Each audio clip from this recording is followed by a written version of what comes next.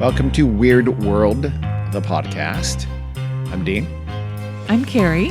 Today we are going to present our first Weird World media review. Is review the right word and is media the right word? No, neither. Oh, thank you.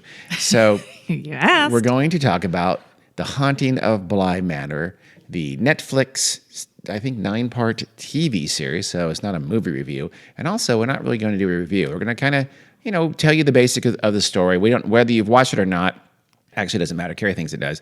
But We're just going to talk about it. yeah, and talk about kind of what we thought. But we'll give you some definite recap if you haven't seen it, so you'll be able to follow along what's happening. And if you have seen it, we'll talk about some of the nuances, how we thought. Some, it's just there's a lot going on in this show. If you haven't seen it, A, why would you listen to this? Because there's going to be spoilers galore. Yes. And if you don't care because you don't want to see it, then B, why would you want to listen to a podcast about it? You ruin everything. No, I'm sorry, Dina. I'm just logical. Okay. Well, it's an interesting story, so hopefully you've seen it. But I still say if you haven't seen it, this is good. But yes, Carrie's right. There's going to be tons of spoilers, you won't need so to get watch ready. it. That's great, though. Hey, we're telling you a story. There's nothing wrong with that. That's God damn true. it. So we're going to go through each episode, but like I said, we're going to try to focus on just what happens. What the hell was going on, what we think was happening, Yeah. what we think the little mysteries and weirdness was all about. So, Carrie, please. The first few episodes, super slow. So just, keep with it. It gets a lot better. Yeah. If you do watch it. If you do watch it and you haven't seen it yet, get through the first 4 episodes. I would say episode 1 was good. Episode 2 through 4 are very slow, Yeah. redundant, padded like hell. Didn't really need to be a 9-part episode, but from 5 on, it's pretty damn good. Yeah. So anyhow, it starts in Northern California, where we happen to reside. The year is 2007, and an older, gray-haired, very nice-looking woman Yeah, goes Carla to Gugino. Yeah, apparently and also a lot of the cast from Hill House show up back in this. Yes, in case you didn't know, which you probably do, the Bly Manor is kind of a quasi, not really a sequel to The Haunting of Hill House, Not which, at all. in my humble opinion, is the best horror movie or television show in the history of the genre. Except I like this one better. Oh my God, that's weird. That's just nonsense. You're insane. Weird for somebody to have a difference of opinion than yours. If it's that insane and wrong, yes.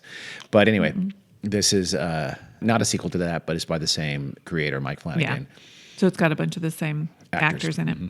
So anyhow, this lady goes to what is apparently a rehearsal dinner for a wedding. And it seems like she's showing up late. Everybody's already sitting down for dinner. And then after dinner, she launches into a spooky ghost story for some reason. That is odd, isn't it? Yeah. It seems as you apropos do. of nothing. Yeah. It's like, oh, well, we're just kind of hanging out here after the rehearsal dinner. Yeah. Does anybody want to hear a spooky, terrifying ghost story that is going to last 9 episodes? She had to be talking for 3 hours at least. Oh, yeah. Yeah.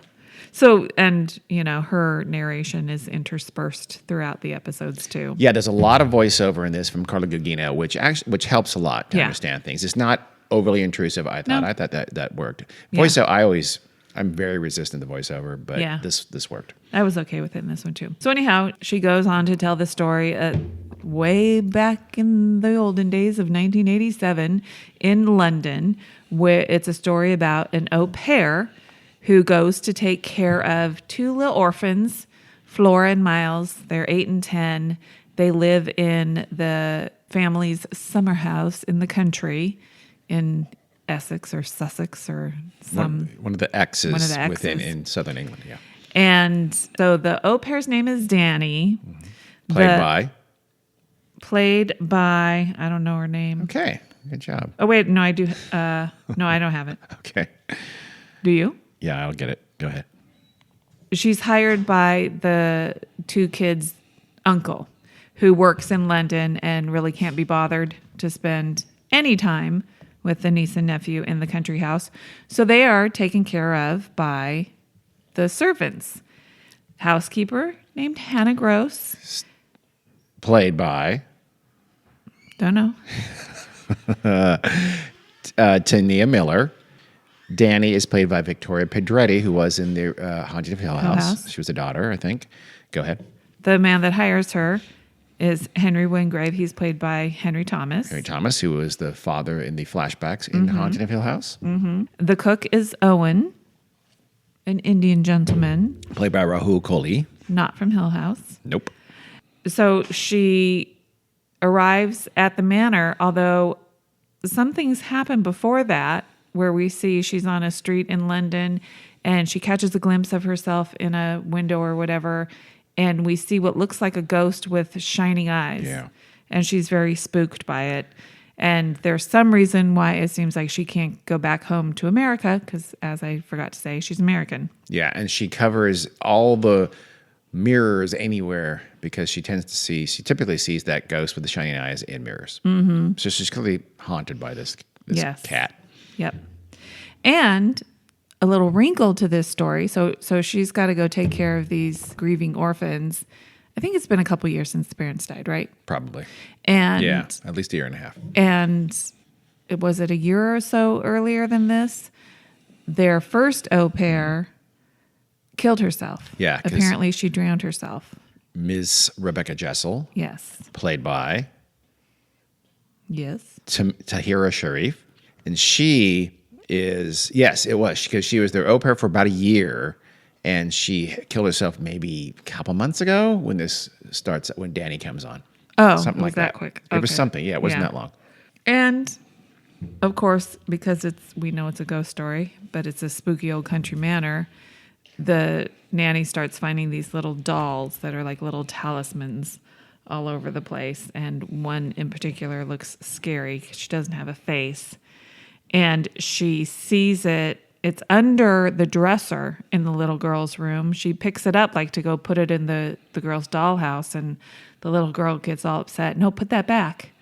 And then is that the night when she gets caught in the cupboard? Locked, right? Yes. So there's something that the kids really don't want her to walk around the manor at night. Oh, that's true. They tell her that's a rule. And they're clearly terrified of her doing that. Yes. And so they lock her in a closet. When they sort of lure her into the closet and then they lock her in, she has an episode. She sees the shiny-eyed ghost that's been haunting her, and she freaks out, but they keep her in there for hours, apparently until the next morning. Yep. At which point, when they let her out, she seems a little peeved, yeah. as opposed to homicidal, as she should be. Yeah. That's She says something like she forgives them, Yeah. but I don't believe you. They said they said the door got stuck, and she knows Yeah. that's not true.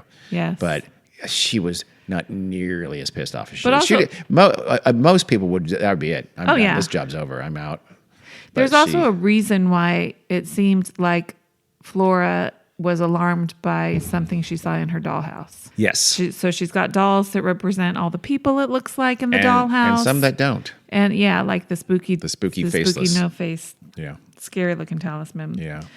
So just a little fun fact for you. The groom at the wedding rehearsal at the very beginning is played yeah. by Greg Sestero of The Room. The fame. Room, if you haven't heard of it, is one of the worst movies ever made.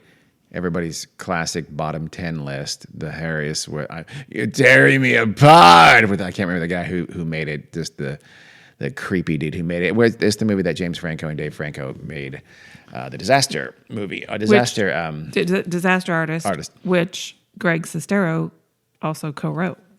Yeah, he wrote the book. Yeah. Based on, and so yeah. Yeah. So that's I did not know that until you told me that. Well, Yeah. after we were done with the show. Yeah, I didn't know it either.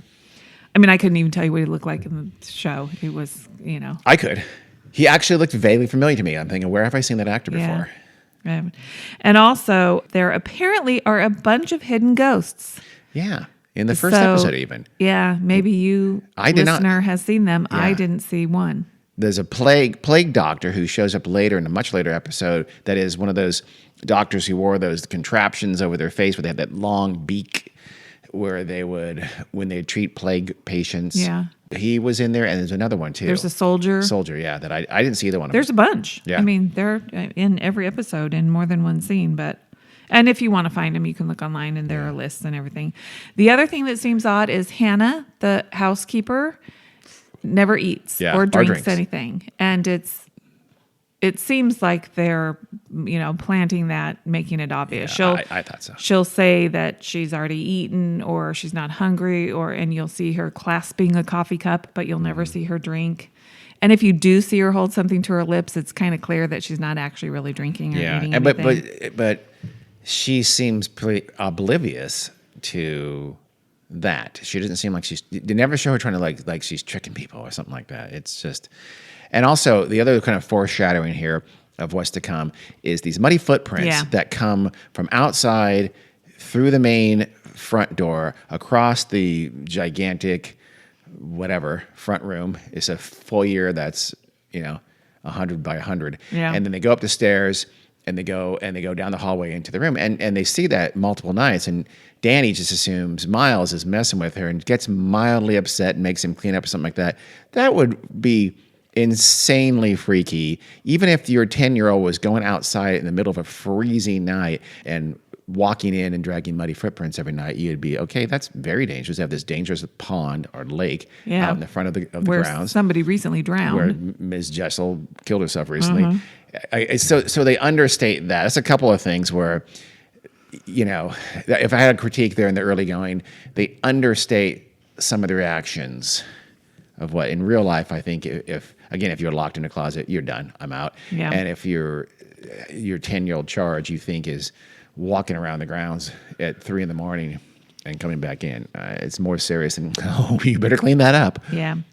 We also get a flashback to 6 months earlier where Miles is at a boarding school, and we see him attempt a few different things to clearly try to get expelled and sent home. And he climbs into a tree and then jumps off, breaking his arm. Yeah, this is episode 2, right? I think And there's one priest there, teacher, who is very nice, very compassionate. Seems that he wants to pretty much take Miles under his wing and take care of him. So we'll basically forgive anything Miles does. And so finally Miles kills his pet bird and leaves it on the church podium or whatever for him to find. And Miles apologized for not doing it in a more gory and gruesome way. So he did get sent home. And then we find out it's because his little sister Flora sent him a letter saying, please come home. And in the letter, there's a drawing. Dean, tell him what the drawing's of. The drawing is of Flora and, it's of a ghost, right? It's Flora and Miles, and then a woman who is Miss Jessup, who is Jessel. And this is before she died or after she died? This is after she died, I think. No, because it's 6 months earlier. Oh, I don't know. Maybe I'm wrong about the 2 months after she died thing. I think it's after she died, so maybe it's a little bit longer before they hired Danny. So Miss Jessel, and then there's a man in the picture who is like grinning, but it's clearly a little girl's drawing. Well, we know who that is, right? We know by this point who that is once you introduce him. That man is Peter Quint, played by Oliver Jackson Cohen. Okie dokies. Which I recognize him from something. I do. He wasn't in Hill House, I don't think. But no, he wasn't. Yeah, Peter Quint works for their Uncle Henry, and he's like his right-hand man.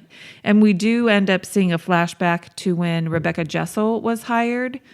Peter Quint clearly was the one interviewing her for the job, even though Henry was there. Henry was either hungover or still drunk. First thing in the morning. He has a bit of an alcohol problem. He does. He's an absolute alcoholic for sure. And we can tell Peter likes Miss Jessel, and he decides to hire her. Yeah.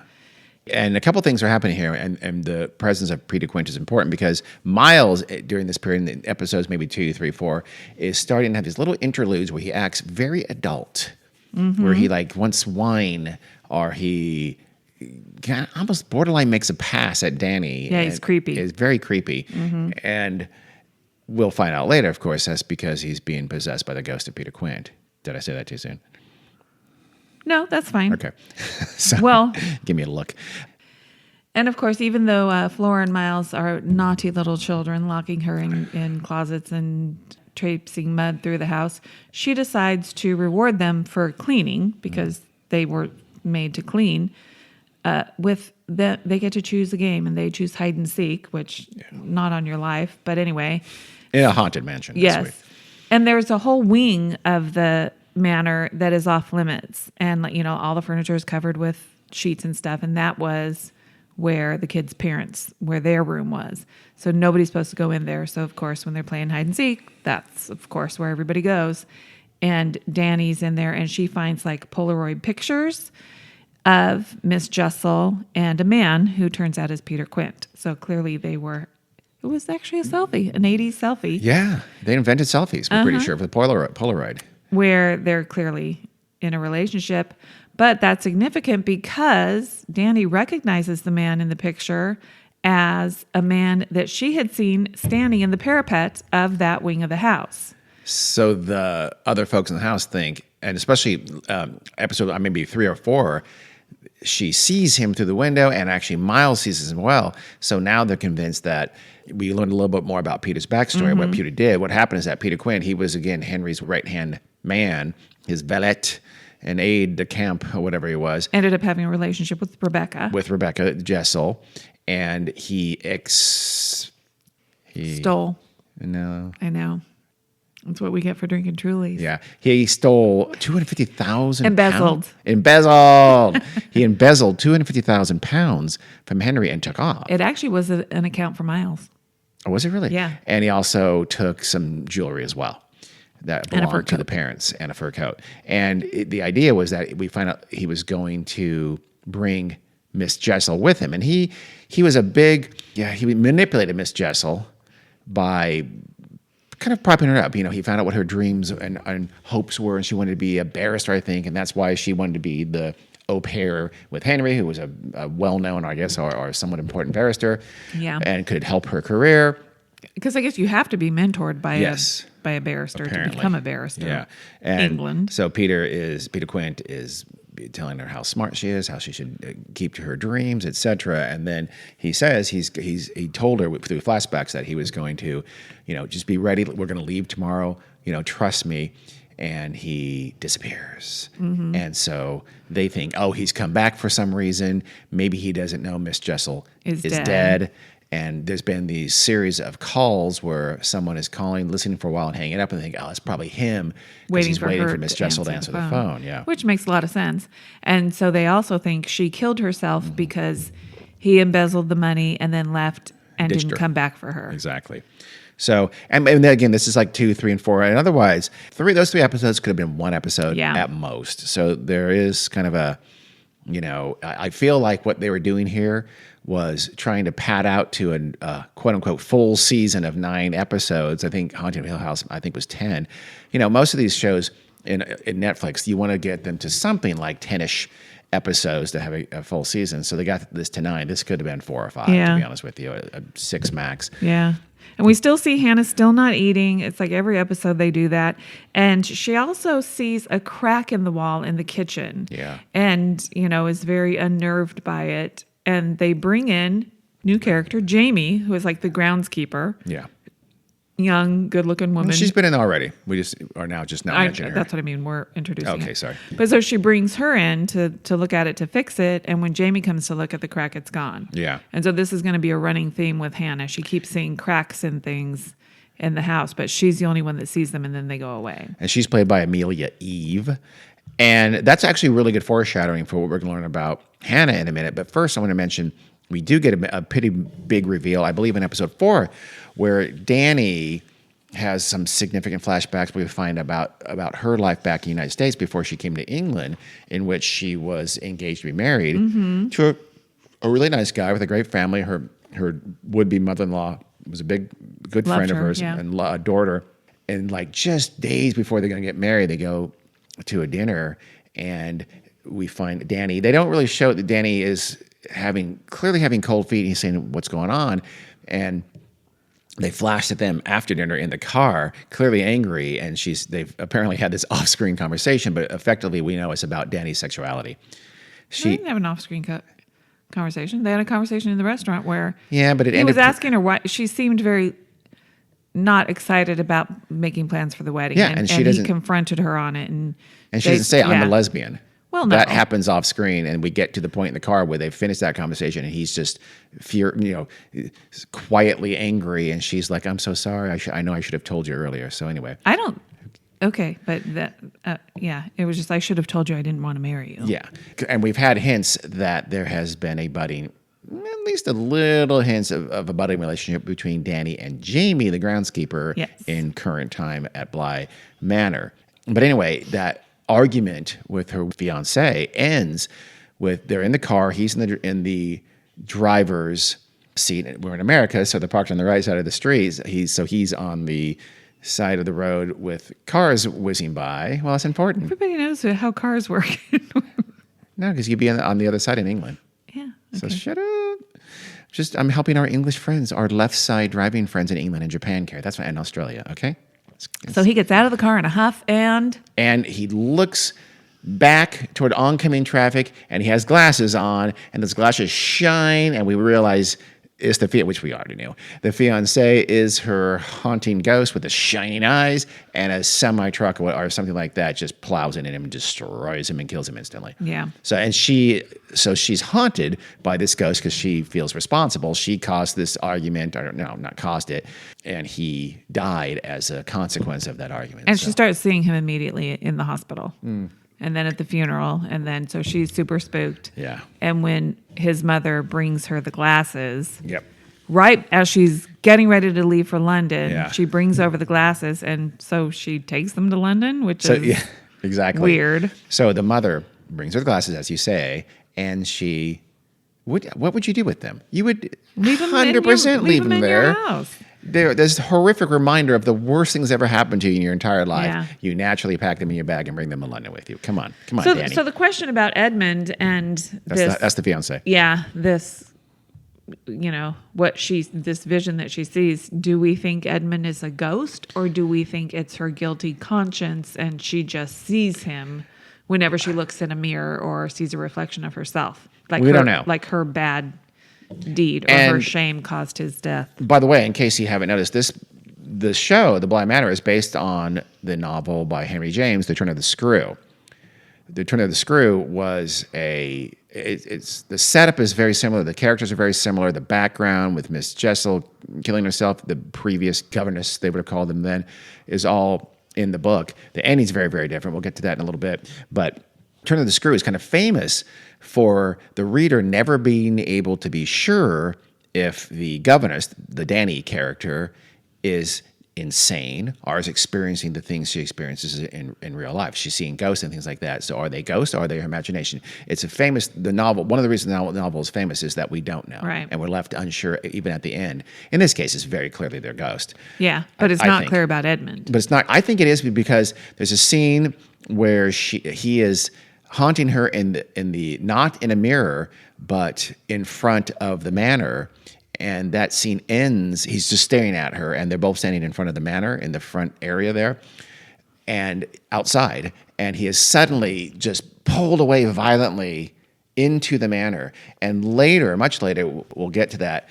We find out that there's a particularly malevolent spirit in there who has said that all the ghosts that are haunting Bly Manor are held by her gravity in some fashion, her metaphysical pull. And so I think that was that character pulling his ghost into the manor, Yeah. into her orbit. So I think he's a ghost. I don't think she should be able to because he didn't die at Bly Manor. It's all people who die at Bly Manor. She brought his ghost there by bringing the glasses there. That's my theory. That's what I think. That's a good theory, but I could also go the other way where it's just her guilty conscience It could be, yeah. seeing him. That makes it a little more Because- turn of the screw, doesn't it? Because then once she establishes a relationship with with Jamie, Mm-hmm. she doesn't see him anymore. And I also, though, I can't remember if the timing was exact, but she also destroys the glasses. She throws them in the fire. Yeah. So I don't know which. So That's which true. She doesn't see him past that point. Which is the exorcism? Is Yeah. it the relationship with Jamie? I think it's the glasses. I think he's somehow connected to the glasses. yeah, and when we don't she see him. destroys them, We don't see He's him gone. anymore. Yeah. So his spirit has gone, whereas the other ghosts that inhabit that mansion are still stuck there. yeah, because of the other ghosts that we'll talk about in a bit. So then it gets to Wait, we have to talk about Owen. His mom is dying, yeah. and then she died. In fact, that's why he's there. He's a chef trained in Paris, but he's coming to cook for 2 kids in a country manor, and it's because he's from there. His mom has Alzheimer's. She ends up dying, And Danny just can't bring herself to go to the funeral. Everybody else is going to the funeral to support Owen, and she can't go. And then, as responsible adults in charge of 2 children do, they have a drunken bonfire Damn right they with do. the kids asleep in the house. Yeah. And that's when Danny puts the glasses in. Like we haven't done that. I mean, come on. Maybe not a bonfire, but the other parts are pretty similar. But also, we see Hannah and Owen getting a little bit cozy. Mm-hmm. We see Hannah put a bottle of wine up. Everybody's drinking out of a full bottle of wine. Yeah. And Hannah puts the wine to her lips. And again, it's pretty obvious she's not actually drinking anything. But Hannah and Owen clearly are starting to like each other. And they talk about going away to Paris together. Mm-hmm. And then that's when Danny and Jamie come back, where they were starting to get intimate, and they sort of break up the moment for Owen and Hannah as well. Yeah. Okay. Yep. But then is episode 5, where that's where I think the show really starts to get good. It starts to get weird, but weird in a way that we gradually understand more. So a good kind of weird. It gets inexplicable. It's when Hannah starts to have flashbacks to various times in her life, and they're out of order. She's like Billy Pilgrim, who became unstuck in time in Fahrenheit 451, where she has a flashback that happened 2 years ago. Well, it happened, then one was 6 months ago, then one from 9 months ago or a year ago, and then one from 2 weeks ago. And they're coming in weird order. But one that she keeps going back to is when she interviewed Owen in the kitchen to hire him back whenever that was ago, not super long ago.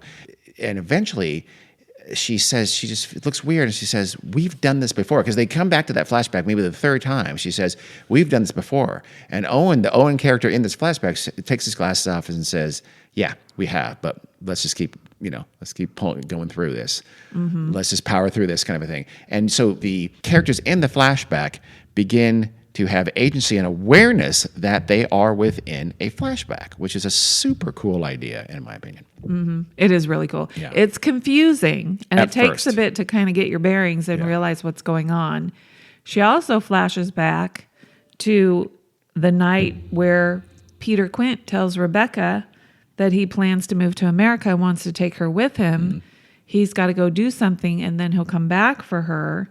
And as he's leaving Rebecca's room, he comes out into the hallway. Miles and Flora are there, and they're just terrified. They're like standing at one side. And is Hannah with them? No. So it's just Miles and Flora. She's just in the flashback, I guess. Mm-hmm.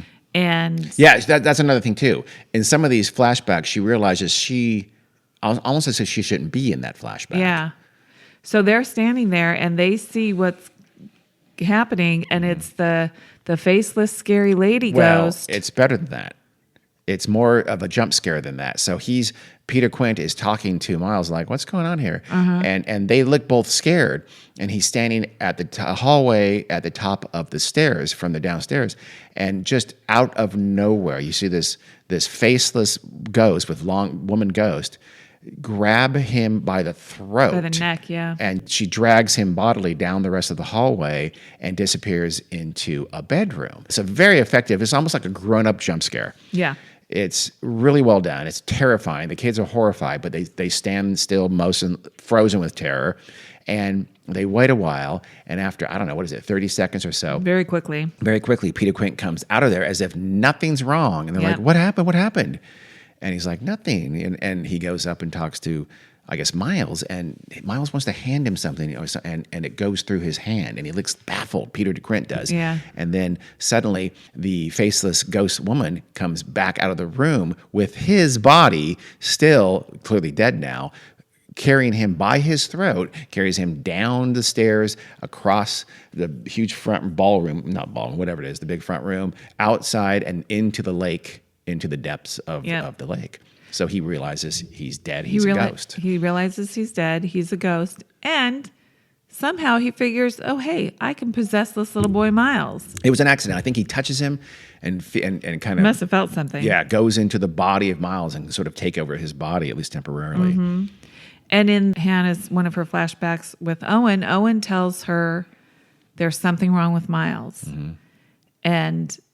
go help him. You have to help him. Yes.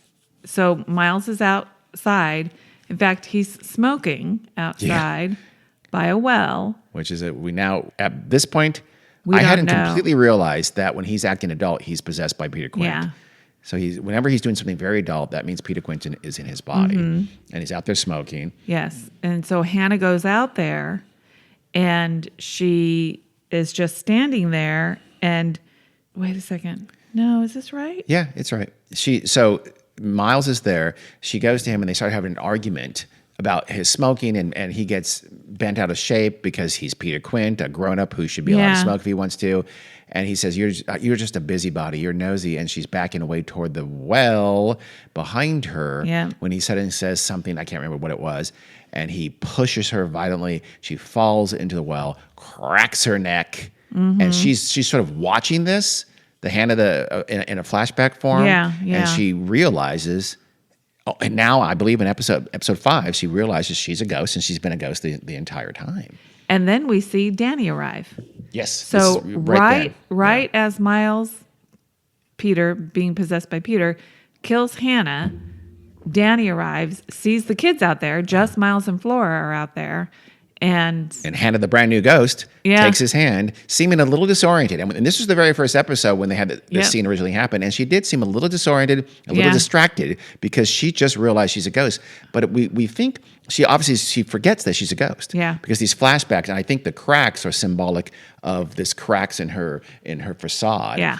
I think so too. It's crumbling, and she's realizing that she's a ghost. Yep. And so that starts the whole thing. So she was killed literally a minute before Danny arrives as the new au pair. And then we also see that we get a flashback to when the parents were alive. Yeah. And they all show up with Henry, who is the brother of the kid's dad. They all arrive at the summer house for the summer, and Hannah's there, and Hannah has a really good relationship with this family. It appears she's been employed there for a long time. And, she really has a friendship with the mother. And Hannah is having difficulty with her husband, Sam, who has left her. And this is when the kid's mom, Charlotte, says, well, why don't you just come live here? You can live here forever if you like. Yeah. Foreshadowing. And which is great about the Hannah thing is that right away you think, okay, who else is dead? Who else is a ghost? Is Jamie the groundskeeper a ghost? Is Owen a ghost? Or the kids even maybe? Yeah. Or even Danny? You don't know. It's anyone now might be dead. I thought everyone was going to be dead. You did? Mm-hmm. Maybe everyone but the kids. Okay. And we don't find until later that the ghost can't leave the grounds, but that's much later. I don't know, episode 8 or 9. It is later. 7, 8, something like that, where we don't know that yet. We don't know those kind of ground rules. So you really are confused. If I had to pick a nitpick, is that in this episode and episodes previous where Peter is embodying Miles and possessing effectively Miles, he acts too adult.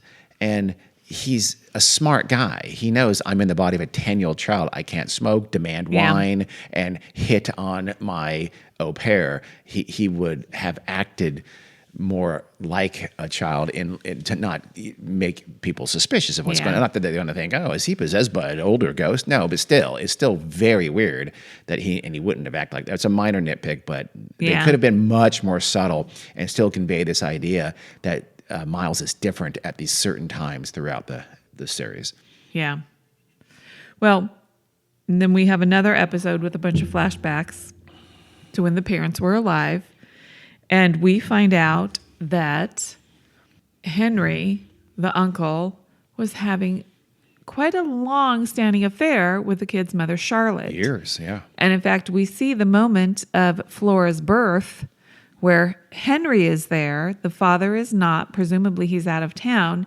And he comes rushing back, comes into the house, and Charlotte is in labor in the bedroom because I guess no hospitals or whatever. Is England, when you're rich, you have your babies in your manor. But they also make a comment about how it's too early.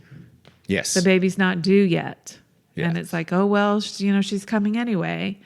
And then we have a forward flash to where the dad sees a moment between his wife and his brother where it just makes him think something. It's like the night before Flora's 5th birthday, right? Something like that, yeah. And Henry brings her dollhouse, which is a replica of Bly Manor. And the dad, I guess, quickly does some math in his head that he couldn't have done for 5 years and figures out, oh, Flora, the preemie, looked like a full-term baby. And if she was full-term, that means she was conceived when I was out of the country. Yeah, he was in Russia for a long time, so he realizes he could not fly. And he has this conversation with his wife where he's like, oh, it took me 5 years, but I finally realized it. And here's the thing, writers, just because you acknowledge something lame doesn't mean it's not still something lame. It's absurd. I mean, she was like 2 months too early. It would have been... There's no way you go 5 years without realizing that. Yeah. And you see that a lot, where if you acknowledge it, you kind of, oh, it's okay, right? No, it's not okay. But I get it. I'm not going to, again, it's a small nitpick, but it is, it does make him seem really dumb. But he then goes to Henry, his brother, in his office, and he's like... They work together. And I guess Henry is like the lawyer for his brother's company or corporations or something, because the father of Miles and Flora, says basically, you can keep this office. I'm taking everything. There's already movers there, removing everything from the office, and there's nothing Henry can do about it. And he leaves. And is important here, what the brother says to Henry when he leaves. He tells him Flora is his daughter. Henry is never to have any contact with his children or his wife ever again. He's not welcome at the manor. He cannot call them. He cannot see them. He's cutting him out of his life forever. And he tells him, you have this other side to you. You're an evil... I wrote it down somewhere, like, you're an evil shit and, grotesque little demon. And he pities him because he has to live with him. And then suddenly Henry has this identical twin, who's this evil little person who demands scotch or rye, I don't know, and drinks a lot. And so suddenly Henry has this, so it's almost like the Henry that we've known so far, that's been interacting with everyone and hired the au pair, et cetera, is kind of a little bit of a weasel, and a little bit quiet and always seemingly distracted. He's always drunk. But this alter Henry now is in command and vicious and mean and evil and all that, and also getting drunk. So Carrie and I are not sure, is that his hated real self? Is it the evil part of him? Has he cast out evil Henry, and now it's what is it? A ghost? What kind of entity is it? Or is it just himself haunting himself from the guilt of what he did? Because, well, this is important. The guilt comes from when his brother and former lover and sister-in-law go to India, and she says, bye, I'm going to make my marriage work. We're going to India to sort of have a second honeymoon, and Henry gets the word from India that his brother and the parents of Flora and Miles have been killed in something. And they don't say how. Yeah, they don't. They never do. Yeah. So one thing that I read thinks, is it possible that he finds out that it was murder-suicide? Oh. So he feels even more guilty. Yeah, like it's his fault. His brother murdered the woman that he also loves, and himself, because presumably he loves his brother. Well, we never know. We know. Gotta be a prequel. Never know. Haunting of Bly Manor, the India years or weeks. But this is episode 6, I believe. It ends with a really very good ending. Also, that we find that Flora has these little spells where she's tucked away, she calls it, where she starts having flashbacks of her own, or at least these pleasant, she's spending quality time with her mom and things like that. And she's starting to realize, wait a second, I'm too young. I'm too big. I'm too big for this here. This happened when I was 5. I'm 8 now. This doesn't make sense. And she realized, I'm tucked away again. And she comes back to real life and calls for Rebecca and says, and Rebecca, show yourself. And Rebecca, who remember is dead, is a ghost, shows herself. And Flora is able to talk with this ghost and says, I don't want you to tuck me away anymore. I don't like that. Stop doing that. And then Danny suddenly, walks in. Danny walks in, and Danny sees Rebecca Yep. and freaks out and says, come here, come here. And Flora says, no, this is just Miss Jessel. You'll like her. She's nice. How do you guys like Dean's 8-year-old girl acting voice there? Was it spot on or what? This episode 6, like episode 5, is also, it just has great peril. It's spooky. Yeah. Again, this is where the series, I think, is finding it is at its best. Yeah, it's getting real good here. And then she also sees Peter in this episode in the hallway. And so she realizes, holy shit, there's ghosts in this house. Mm-hmm. So she tries to grab Flora and Miles. Or no, she tries to grab Flora and, get the heck out of there. And Miles pops up. I think they're in the attic. She goes to the attic to get Flora. For some reason I thought they go somewhere else. I don't think they're in the attic yet. Maybe not. But Miles, they go to where maybe they go to get Miles, and he's in the attic. Yeah. And she says, "Come on, we're leaving." And she turns to Flora, and Miles cracks her over the head with a shovel or something like that, and knocks her unconscious. Yeah, which is weird. Yeah.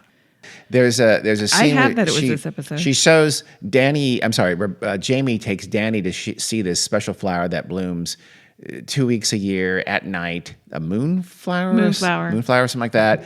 And then Jamie goes in this, 5-7 solid minutes of exposition of just explaining her whole life story. For no reason. It just we don't need it. Out of place. So we don't know Jamie's life story. Yeah. I'm okay with that. It doesn't really matter. But anyway, she had a tough life. Traumatic childhood. She did. The kid's mom, by the way, Charlotte, is played by actress Alex Esso, who played Wendy Torrance in Dr. Sleep. Did you know that? I did not know that. Yep. So anyway, and also when we are in flashbacks where Henry is having a grand old time having an affair with his sister-in-law, and he's at the manor a lot playing with the kids and being real nice, we find out that, so this is back when Flora is 5, before her parents die, she is already seeing ghosts. They have all these creepy, they look like big dolls and stuff in the basement and in the attic. Yeah. And she sees a little boy wearing Faceless. old-timey clothes. Old-timey, pajamas that look like a nightgown. Yeah. So I didn't think it was a boy at first. But he doesn't have a face. Yeah. And so he can't talk to her. So he can't tell her what his name is. And she wants to find out his name because she wants to be his friend. So she's talking to her mom and Uncle Henry about it. And they're saying, well, why don't you give him a name? And then Henry tells her, they are assuming this is an imaginary friend of hers. And then Henry tells her about when he was a kid and he lived at the manor, he had an imaginary friend who was a soldier. Yeah, which if you've noticed it, which I had not. I had not either. So I didn't at this time, I didn't understand either. The relevance of that. So when he was a kid, he saw the soldier ghost at the manor. Mm-hmm. And now she's a kid. She is seeing the little boy ghost. We'll find out how he got there in a little bit. Yeah. So everybody sees ghosts. Kids, I guess. Yeah. Especially. Well, it's a haunted mansion. Mm-hmm. So Peter is now appearing to Rebecca Jessel when she was alive after he disappeared. Yeah. She thought that he left her and that he, betrayed her. He tells her, no, I was killed and I'm a ghost here. And they kind of almost resume their relationship, even though she can't touch him or feel him or anything like that at all. And also, but then he sort of tricks her into being a ghost with him. She's like, if you let me into your body, we can live together. So apparently we can live together as I'll be an entity inside of you. Yeah, which is weird. And why she would, you know what? Sounds like a great plan. And she agrees to this. Yeah. But once he's inside and controlling her body, bad things happen. Well, he decides, I guess, in order for them to be together forever, he doesn't want to be inside her body. He wants to actually be able to interact with her. So he possesses her body and walks her down to the lake to drown her so that she can die and be a ghost with him. That was not the agreement. No, it was not. And asshole that Peter Quint is, yes, he is. Right before she is going to die, he gets out of her body. Yeah. So she's left there to realize he killed me. He's killing me. And it's the faceless ghost who kind of holds her down in the lake to drown. Yes. And so now she's dead, and because his real plan essentially is they will, as they're both ghosts, they will inhabit the bodies of Flora and Miles. He'll Yes. inhabit Miles, she'll inhabit Flora, which is very disturbing because Flora and Miles are, as we know, 8 and 10, and brother and sister. That's creepy. But apparently, Peter has gone off and learned the rules of being a ghost and what one needs to do to possess a body Which kind of forever. boils down to them inviting you in, effectively, 'cause by saying, it's us, it's we. What is it? Some little... Because, well, clearly he knows they can do it temporarily Yeah. for small bits of time because he's been doing it with Miles forever. Mm-hmm. But he learns the rules. You have to say, it's like I forget. you, me, us, or something You, like me, that. something like that. And here's the thing. Rebecca goes along with this plan to inhabit these two kids' bodies, A, which would be a horrific thing to do, and B, shouldn't she be a little more pissed at him for, killing her? Yes. So, eh, She is at first, but not much, and it doesn't she last seems long. to get over it pretty quickly. Yeah, 30 seconds. She's angry for about 30 seconds. So they're up in the attic talking about this was their plan, and they have Flora and Miles up there who are themselves in their own bodies. They have Danny bound and gagged there, tied up by children, and of course she cannot wriggle out of anything. Nope, and she can't even speak or talk to them with my a God. handkerchief gagging her mouth. And she can't even try to do anything. All she can do is cry. Let me go. Yeah. No, she's just, she's really, her character is super useless this entire episode, where she's just Yeah. listening to these, these two ghosts are going to inhabit permanently the bodies of these two kids, and all she can do is cry and look at them imploringly. But Peter keeps hearing knocking. Yes, he does. And he doesn't know what it is, and he's got to go take care of it. And it seems like he's the only one that can hear it. And so then where he has to go, I guess this is him kind of being tucked away in his memory. You're right.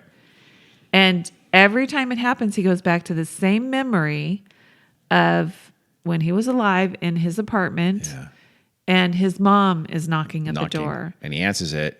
She's fresh out of the insane asylum, we think. Yeah, it seems like, Yeah, it's like you're out, and she basically threatens him, give me money or I'm going to expose you to your employer. And he says, I don't have any money. He says, well, your employer is very rich, hint, hint. So we are to deduce that that's why he embezzled all the money, was his mom kind of quasi forced him to do it. And she says, otherwise, if you don't give me money, I guess I'll be homeless. I guess I'll have to go back to your father. And his father molested him as a child. Yeah. And so she's kind of using that with a combination of these threats. She's a horrible person. But she also says, and your father, what he would want to do to you. Like he would want to kill you if he knew where you were. Oh, okay, yeah. And after what Peter did to him, we don't know exactly what it is. Did Peter turn him in? My guess is that's what I assume. His I dad assume went turn to him in, prison. his dad went to prison. Yeah, that's what I assume. So his dad is out for blood. His dad doesn't know where he is. So his mom will tell his dad where he is. Tell his employer that he had a criminal record as a teenager. She's just awful if he doesn't get her money. So that's when he decides to embezzle. And I think he genuinely was in love with Rebecca and was genuinely going to run away with her. And I think he was. Obviously, he's a manipulative piece of shit. Yes. But he was. I think he did have real feelings for her. And again, what? Men manipulate the women they love all the time. Hells yes. So yes. And sometimes one is not mutually sometimes women do that too. Yeah. Well, are you kidding?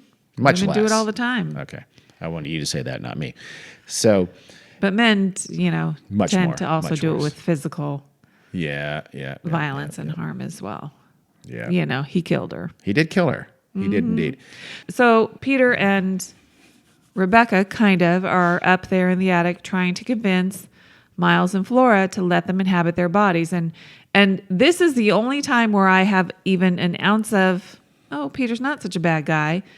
He is trying to convince Miles by saying, you'll spend the rest of your life with your mom and dad. Yep, You'll be alive. You'll be You'll be a great place. And you'll be a happy family, and you'll spend the rest of your life in the love of your parents, which what child wouldn't want that? Yes. And you can tell Because- kind of he wanted that. Yes, and he never had exactly. that Yeah. either. And Yeah. so Miles lets him in.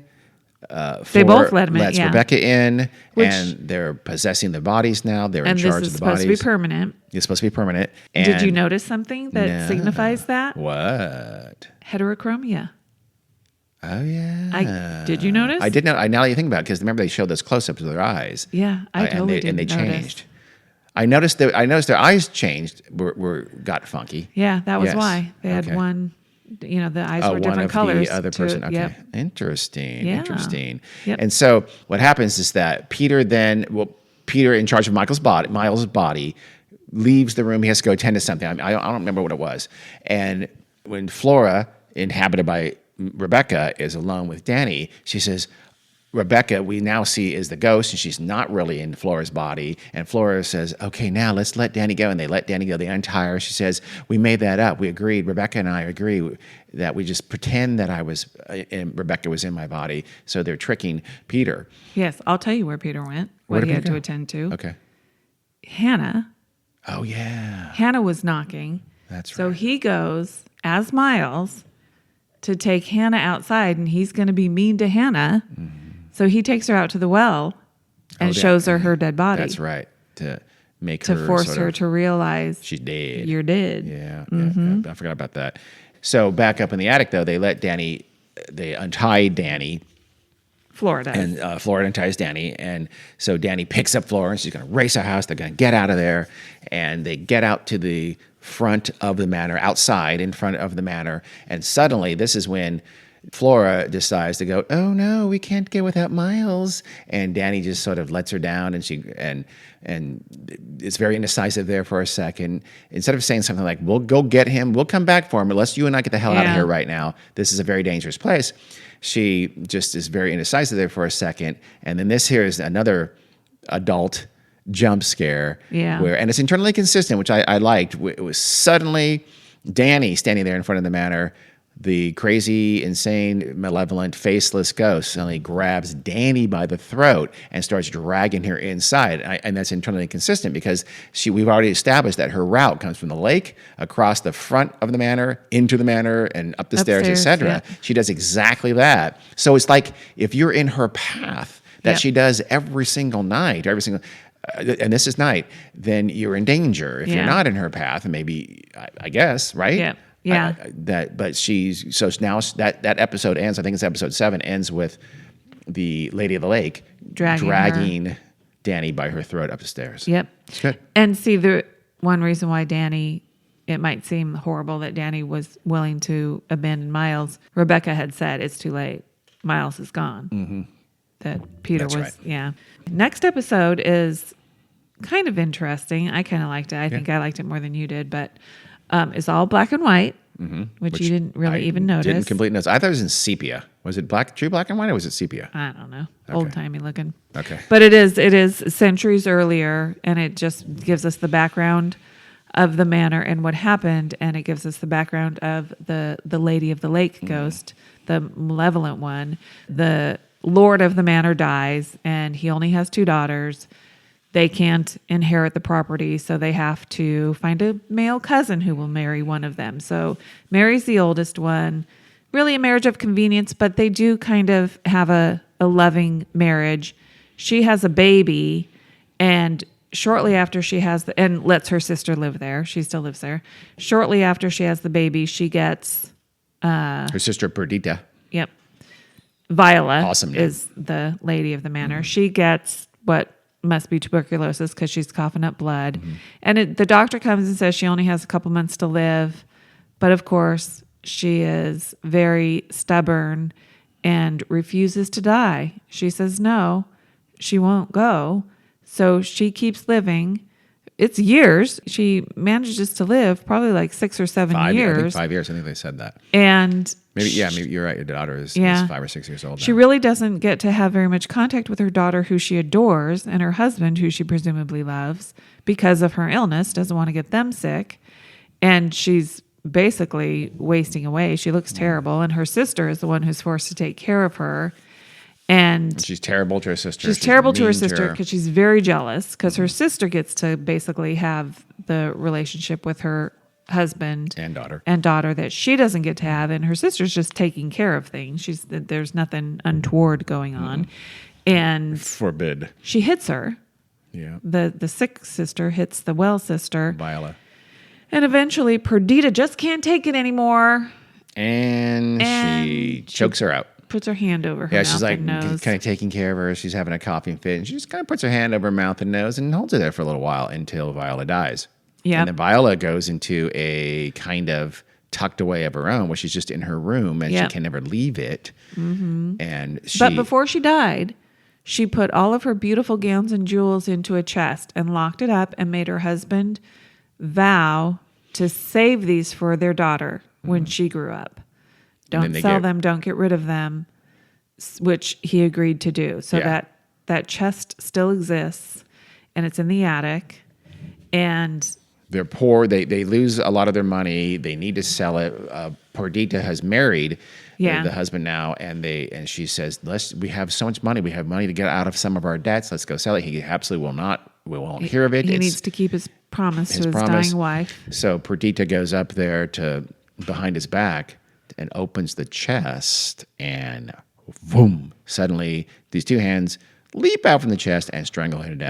In one of the dresses. In one of the dresses, and we find out that, which is a good shot, and we find out that's Viola up in her room, answers the door in her little tucked away fantasy world that she's dead, and it's her sister coming in, and she does the same thing. She strangles her in that same dress, so it's odd. Yeah.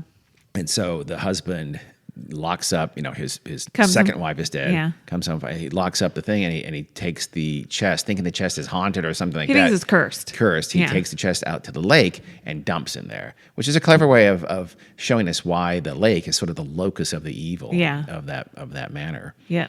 It was good. It was a pretty good episode. Now, I think it could have been handled in 2 or 3 longish flashbacks, but it was still an effective episode. There's another thing I touched they did is that we've seen this other sort of faceless doll with reddish hair up in the attic. That's again sort of, when you're a faceless doll, you seem to be lost and almost like an automaton.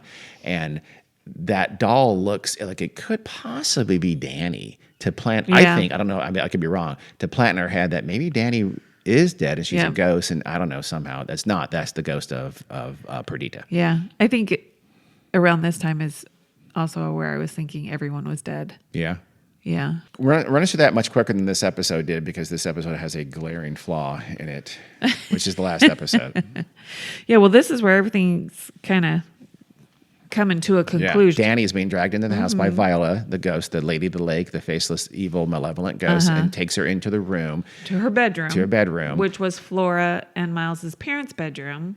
And we know from the flashback that this ghost just wants to see her daughter. Yeah. That's where her daughter was. Yep. And so Flora runs in ahead of the lady in the lake ghost. Jumps on the bed. And pretends to be her daughter. Yep. So she has, and again, the idea is that these faceless ghosts are sort of, they've lost their memory. They're not sure why they're there and things like that. And she just sort of has this vague memory of, okay, that's my daughter. So she picks up Flora and starts doing the reverse of what she does, which is to go back down the stairs and go back into the lake where she lives effectively, which would mean, of course, she's going to drown Flora. So she let Danny go, which is interesting that Danny didn't die immediately when Peter Quint did. Yeah. When she grabbed Peter, for some reason, Danny's throat is a little bit more sturdy than Peter's. It's got a stronger throat than Peter did. It's that American esophagus, I guess. Absolutely. And also at this time, we have seen Henry back in his office, drinking, talking to his evil alter ego, and his secretary has been telling him all day that the au pair has been calling. There's something wrong with the kids, and you really should call him back. And he's not calling him back when he should. Well, he decides to call back. There's no answer or something. There's no answer, so he's like... So he's worried. It's a 3-hour drive. He's been drinking, but he decides to drive there anyway. And the alter ego is like, you're not going to do that. You're too weak. You're not going to. You don't care about anyone but yourself. But he does, because now we know, of course, Flora's his daughter. Mm-hmm. So he's rushing back there. So as the ghost is coming back down with Flora, intending to drown her in the lake, he tries to confront her. The ghost just like grabs him by the neck and throws him or something, right? And he's quasi-dead. Yes. And he And does. we know that because he starts talking to Hannah, Yes. who is, we know, is a ghost. Yes. And she says something very important. And then I think Danny comes around finally and tries to resuscitate Mm-hmm. Henry. And instead of going to get Flora away from the ghost, Yes. who's away from the Lady in the Lake, who is going into the water with Flora to drown her. Uh-huh. And just before Henry is resuscitated, Hannah says, just tell Owen that I loved him and I would have gone to Paris with him or something like that. Yeah. And he is and he goes back into his body effectively, and he's alive. So then the ending has the Lady in the Lake in the lake with Flora getting really close to her mouth and nose at the water level. Yeah. When Danny realizes, oh, this is just a mama ghost who wants her baby. I'm going to be so compassionate, and I'm going to save Flora and sacrifice myself. And she knows what to do with ghosts because she was up in the attic with Miles inviting Peter in and Flora pretending to invite Rebecca in. And so she says the same words, me, you, us, or whatever. whatever the hell is, yeah. Which happened to be the words that Viola said when she had her baby. Okay. She said it to her baby That's daughter. right, that's yeah. right. So that's why those words particularly work for Viola. Okay, and so Viola immediately inhabits Danny's body, but Danny is still in control, which is a little bit weird because Yes. every time that other happens, whenever that happened before, the ghost controls the body immediately. Yeah, but see, those are ghosts who still have their memories and Okay. are in control of their ghosthood. Okay, I'll buy Viola that. really isn't because she's been a ghost for so long she's forgotten. All right, So all right, yeah, if you say so. she really isn't in control. She's just doing what she's been doing for centuries, And so- walking back and forth and back So and forth. Danny goes and, of course, Saves Flora. saves Flora and gets her out, and then we see that all these other ghosts in the manor are released. are released, and we see the plague doctor, we see the soldier, we see the little boy. And I forgot why he was murdered by. Yeah, he was a little kid of the manor, and Yeah. Viola killed him like she was That's going right. to kill Flora. Same she way. thought he was her daughter. Yeah, so she dragged him, and Mm-hmm. and so all the ghosts are released because they were held there by the Viola evil lady, the Yeah. lake faceless ghost, and who is now inside Danny's body. Yep. And that's at about the 14-minute mark, and the series is basically over Yeah. at that point, but it's not. We have 37 more minutes of an AI level downer ending. To go like what, 10 or 15 years? Honestly, 10 or 15 years to a whole story. It's just what the story they tell. We'll recap it very, very briefly, as it should have been done or should have not been done. Essentially, after that happens, the kids and the uncle leave. They go to America. Yep. Danny and Jamie decide to make a go of it, and they fall in love, and they travel around, and they get married, and They all that also kind of stuff. moved back to America. They move back to America. They open up, obviously, a florist shop. We have to assume also an antique shop because this is a huge lesbian stereotype. We assume they had 2 chihuahuas, and they Get married. have a wonderful life. But during this time, Danny is having these episodes where she sees Viola in reflections like Mm-hmm. water or mirrors, things like that. And she's more and more worried that Viola is going to take her over. And then she wakes but up. somehow she knows she's going to. Yeah, she knows They inevitably. talk about how their time is Yes. limited, and She knows that, how does that she know effectively, essentially, or eventually that ghost is going to take over her body. Why? I don't. Yeah. Yeah, we don't know. I We don't- don't know. It's never yeah. explained, but she knows it's going to happen. She knows from day one Yeah. it's going to happen. Let's let's be as happy as we can for as long as we can, because this ghost is eventually going to take me over, and then it's going to end. Yeah. And when she wakes up and she has her hand on the throat of Jamie, she realizes she's a danger to Jamie. So she abruptly leaves a note, disappears. Jamie follows her. Jamie is then arriving in a taxi back at Bly Manor. It's been 15 years, something like that. Yeah. Because the kids are adults and college. And sure enough, she goes into the pond and sees a very peaceful looking Danny at the Yeah. bottom of the pond, having killed herself, and apparently also the spirit of Viola, I guess, right? No, she's brought her back to Bly Manor. Yeah, okay. Well, she won't be in danger to Jamie, I guess. I don't know, because she's dead. And Yeah. no, it's like she's now the mistress of Danny. Danny's spirit is now the mistress of Bly Manor, and she's a good person. Or So is something so she'll protect everybody from Viola's ghost. that's or Viola's ghost is been expelled, something like that. They said something like that later on. Yeah. When Carla Gugino, remember, this whole thing is a framing device where Carla Gugino is telling the story, and she says something to that effect. And Jamie's basically going to drown herself. Yeah. And at the last minute, she decides she can't, and she surfaces. Yeah. Gets back in the taxi cab, soaking wet. Soaking wet. Was cab guy. No, you know what? Get out. So the whole thing, though, back in the framing device at the rehearsal dinner, the grown up. Well, I guess we'll find out. We see hints that the bride is Flora, Yes. and we've heard earlier from Owen that the two kids, Miles and Flora, they forgot don't everything. remember, yeah. They don't remember anything that happened. These terrible things that happened at Bly Manor, and we also see an Owen character at the wedding. We see the father at the uncle. I'm sorry, at the wedding. He's an old man. They're in different actors, of course. Here's the problem, though. Owen in the stories, I don't know, in his 30s. The actor who's playing Owen decades later is in his early 40s. Maybe they a terrible And casting. looks nothing like him. Looks not. He's maybe a foot shorter, I Yeah. believe. I'm not even kidding.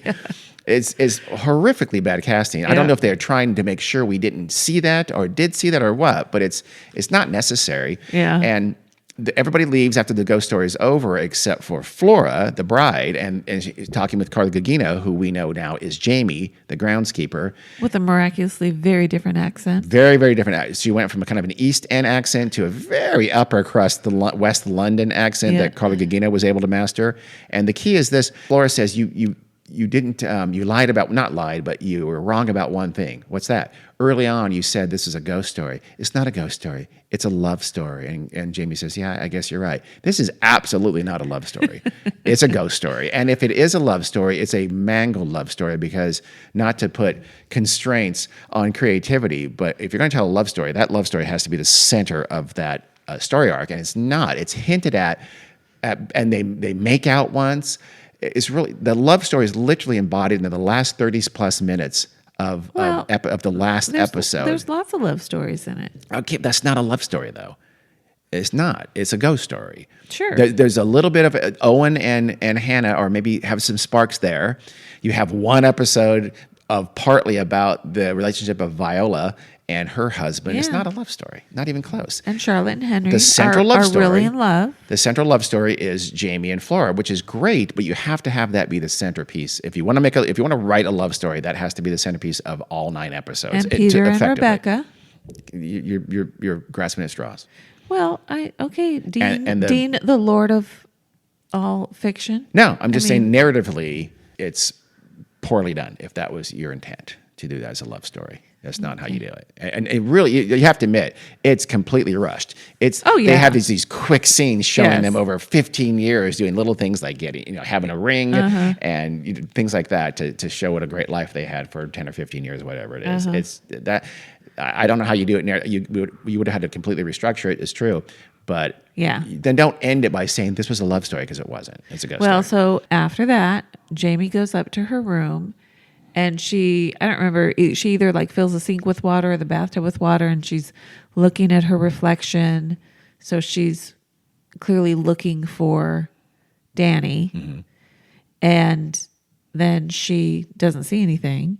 And so she goes and she turns a chair to the hotel room door and then opens the door a little bit, leaving it ajar, and then just goes and sits in the chair waiting, because she has said that she does this to wait for Danny to come to her. And then at the very end, she's sitting there. Presumably she's fallen asleep, and we see a hand on her shoulder. And that's Danny. Who should be back in Bly Manor in London, but in England. But it's okay. Did you notice that Jamie's hair is no longer gray? Really? It's brown. Really? Yeah. What's the point of that? What does that mean? She's back to her, that she died. She died, and she's her young self again. She died right there in the hotel room? Yeah. Really? Yeah. Sitting there. So she just died? Yeah. At the end of this thing? That's what, it's not clear. I did not think that. Yeah, I didn't think that either. You read that somewhere? Yeah. Oh. Huh. Interesting, huh? I don't know. We okay. So- Well, I wish you hadn't told me that. Why? Because it's dumb. Well- why did she die? I mean, of what? Why? How? That makes no sense. She's not that old. No, she shouldn't be that Oh, old. that's but- weird. I did not. I did not notice that. Overall, I know there's some, like I said, some narrative issues with it. But it's creepy. It's atmospheric at times. It's got some really good episodes there in 5 and 6 and maybe 7. At the last episode, I think, was butchered. Yeah. But overall, it's. I think it's effective. It's good. I give it. I liked most of the characters. Yeah. I especially liked Hannah. For some reason, I didn't like Danny, but I liked her in Hill House. Yeah, she So- looks very different in Yeah. House than this. I thought, you know what I think? I think Hill House was a 10 out of 10. This Yeah. is a 7.5, and Yeah. the characters are much more interesting and deeper in the Haunting of Hill House for sure. And of course, the atmospherics and the foreshadowing in Hill House is legendary. It's Yeah. amazing. Throughout the entire show, there's all kinds of reveals. These are mostly pretty obvious reveals, like Hannah's a ghost. No shit, Hannah's a ghost. We knew that a long time ago. No, we didn't. I We didn't know it. 100% It was did. interesting. No, I it- know you're in love with Hill House, Dean. I am. I would marry Hill House. I know. I would have babies with Hill House. Hill babies. And Oh, another fun fact. yes. Flora is the voice of, I believe, Peppa Pig. Is she really? Uh-huh. The little girl. Oh, I didn't know that. And she's constantly saying, "It's perfectly splendid." Yeah. Why did she say that in Peppa Pig? I don't know. I I doubt You may it. not know this. I actually don't watch Peppa Pig. I don't either. Okay. I know thought you nothing might. about it. The series, as I mentioned, is based on The Turn of the Screw, the Henry James novella from 1898. That series had a famously kind of open-ended, as I mentioned, that we don't know, was it all imaginary, Right. was it real ghosts, whatever. But also the big difference, and here I'm going to spoil the series. I'm sorry, the book, The Turn of the Screw. Which I want to read. It's a great. now. I highly recommend it. It was. Can I still ruin it for you? Oh, I know already. Oh, you do? The Bly Manor it's all, the setup's the same, everything's the same, except it has a lot of the same beats too, but the ending has the Peter Ghost character has been seen by Miles a couple times, and then Flora had a fight with Danny the governess, and she went to live with her uncle already. So she's gone before the end of the novella, but she's still taking care of Miles. And Peter Quint, the ghost, comes back, and she doesn't want, and Miles is saying, let me see. And she's standing in between Miles and the ghost, and she grabs him, holds him tightly so he can't see the ghost. She doesn't want him to see the ghost. And finally, the ghost sort of disappears, and she looks down, and she's suffocated and killed Miles accidentally, and that's how it ends. So it's got a little bit of a darker ending. Although not Little much, bit, slightly. but it's still it's worth a read too. Now that I've ruined that as well, we're doing a lot of spoiling here. And the whole thing about Viola and her escapades, that's based on another story. Oh, really? Okay, Yeah. yeah, because that's another story by. Do you know? Same author. Oh, by Henry James? Yeah, really? I forget the name of it. Oh, now I want to know. I think I have his collected works. I don't think I read the whole thing. Yeah. But I read The Turn of the Screw. Yep. Yeah, so it's a good show. I mean, I would recommend you watch it if you haven't. Hopefully you already have. But no, I think it's okay. So some spoilers. Oh yeah, you hate spoilers. I don't I do mind. hate I spoilers. don't mind knowing everything about I a show don't. before I watch it. I don't. I would hate me right now. I know. I which wouldn't have is listened to what this I'm saying. actually, so that's I fine. know. We were fair. I We would. said up front we were going to have spoilers, but still, it's okay. So our official 2 thumbs up. I don't know. It's a good, creepy, atmospheric. It's better than most horror stories. But that's often a low bar. And the fact that I stayed awake through most That's of it was very impressive. is, Yes, that's not quite like you. the endorsement. Yeah. Yeah. It can be 8:30 and I hear you like these little clicking noises Carrie makes when she's asleep. And I go, are you kidding me? We just started the episode. You wouldn't do this to Great British Baking Show, would you? I could. Yeah, you probably could. So watch it if you haven't, despite the spoilers. If you have watched it, we hope you enjoyed, and tell us what you think of our assessment or our thoughts on this show. And tell us if you like this whole thing. I don't know if we're going to do any more of these or not. Email us or whatever if you think we should do this. Obviously, we would do horror or even fantasy or sci-fi or something in the weird in keeping with the theme of the podcast. But there is lots of the stuff to do that. Like, for instance, I want to maybe do the Lovecraft Country, which I just finished the novel, and now we need to start watching it. Yeah. So yeah, Tell us. Okie dokes. Otherwise, thanks for listening. See you next time. Bye. All right. Bye.